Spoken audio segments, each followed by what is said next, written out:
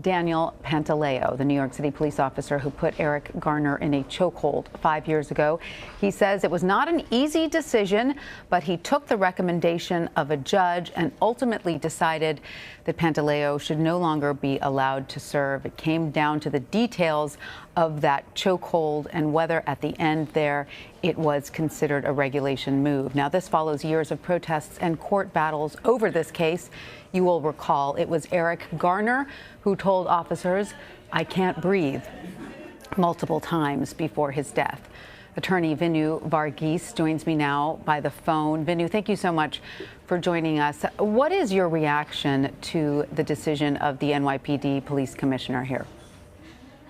First, I think he did the right thing. I mean, you have the recommendations. He said multiple times this was done by the judge, and his deputy seconded, and he's following their recommendations. So I think, he did the right thing. I think when you look at this case and you look at it and you watch that video over and over again, what's clear is that this was excessive. This was beyond the pale, and he should have been fired a long time ago.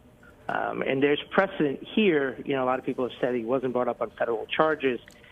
I think that really depends on which administration, and obviously this was over two different administrations, but it depends on who's reviewing the case. There was a similar case out of the Bronx in the 90s where a police officer choked Francis Livoti, choked somebody who was involved in a football game on the street, and it went beyond the pale, and he was convicted and charged by the feds. But as an employee, there's regulations, and he didn't follow the regulations, and the commissioner did the right thing. Right. And so legally then, did the NYPD have any other option here? Yeah, I'm sure they don't have to follow, the commissioner didn't have to follow the recommendations. So legally, yes, he had options. I don't think that would have been wise on his part as the commissioner. I mean, there's a lot of talk about what police officers that, I've heard they say rank and file police officers disagree. I'm not sure about that. I think the PBA is very loud.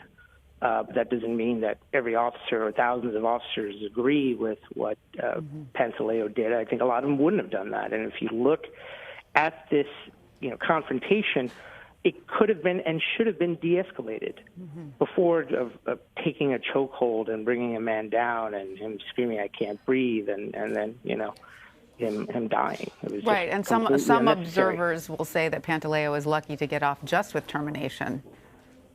I would agree with that, and that's why I mentioned the Livoti case out of the Bronx, that he was an officer who was ultimately brought up and put forward and prosecuted by the federal government on federal civil rights violation charges. Right. And so do you think then, all of that considered, that Pantaleo will take action against the NYPD, or do you think that he will sort of accept this and move on?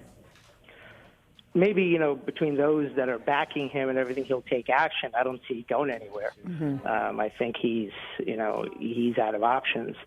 He certainly can certainly take this, and he can do what he wants, but he's not going to present a very sympathetic figure in this case. I mean, his actions were extreme, and he was the one that was definitely the most extreme of the officers involved. And so because of that, I just don't see him having any recourse. This is a decision that looks like three different layers of the NYPD made that decision, including and ending with the commissioner. All right. Vinoo Varghese, thank you for sharing your legal expertise with us. It's my pleasure.